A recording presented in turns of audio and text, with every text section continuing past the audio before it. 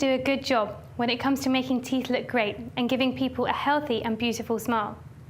Aesthetic dentistry has boomed over the last decade or so, and many innovative techniques are now available to all of us. Now that the teeth look good, what about the perioral region? If we don't focus on the macroscopic environment and ignore the dentoskeletal matrix, then we may be missing the bigger picture. Whether we like it or not, modern dentistry does encompass facial aesthetics, and it's important that, as young dentists, we understand what it's all about. Many dentists have decided to further their skills in facial aesthetics for a number of reasons. Firstly, the demand is huge. Patients are keen to seek non-surgical resolution to the aging problem.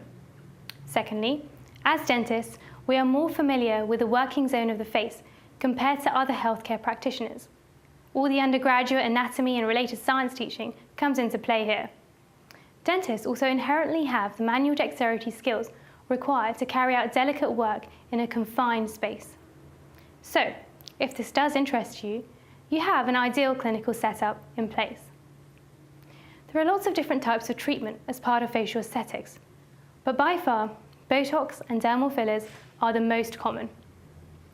Botox is a trade name for botulinum toxin, which comes in the form of a purified protein. The mechanism of action is quite simple. Botox is injected into the facial muscles and blocks the transmitters between the motor nerves that innervate that muscle. Once the motor nerve endings are interrupted, the muscle cannot contract. Therefore, the dynamic motion that causes wrinkles in the skin will stop. The skin will then start to smooth out, and approximately 3 to 10 days after treatment, the skin becomes smooth. The effects of Botox last for approximately 3 to 4 months. Botox is commonly used for smoothing of facial wrinkles on the forehead, between the eyes, and around the lips. However, there are lots more uses, including helping to treat facial pain or TMJD. Dermal fillers, such as hyaluronic acid and calcium hydroxyapatite fillers, are commonly used to add volume to the face in the nasolabial folds, oral commissures, lips, and marionette lines. As we age, collagen is lost in these facial areas, and these lines start to deepen. These dermal fillers are injected right under the skin to plump up these areas so that the lines become much less noticeable. When speaking to the experts on how they see the future of facial aesthetics, there is a lot of excitement about understanding the biology and science of the human body and then harnessing the technology from within the body, for example, using platelet-rich plasma growth factors. Providing facial aesthetics is a choice, and you don't have to do it.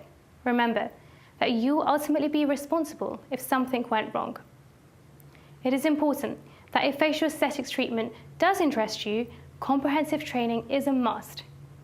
There are lots of different courses available, but you need to be trained by an accredited institute, which also provides a supportive network for when you do start seeing your first patients. You also need to contact your indemnity provider to cover yourself. Your fee will be more expensive, but if you carry out a few treatments, it is generally worth it.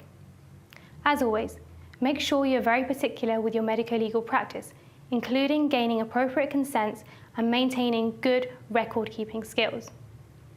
Facial aesthetics is definitely one of the hottest topics in dentistry right now, and it seems as though the concepts from it are likely to influence the other specialties within dentistry.